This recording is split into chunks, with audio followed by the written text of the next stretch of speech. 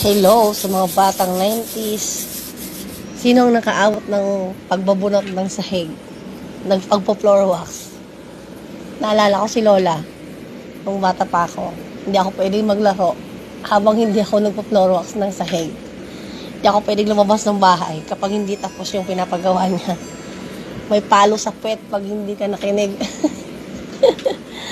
Shout out sa mga batang 90s. Naranasan magbunot ng sahig. Dito yata na-practice yung balakang ko. Dito lumaki yung mga balakang ko. Kakabunot ng sahig. O, diba? Ngayon, hindi na uso yung ganyan. Hindi na lahat ng mga bata ngayon marunong sa ganyan. Uso na kasi yung ngayon yung mga vacuums, mga easy to assess na mga bagay.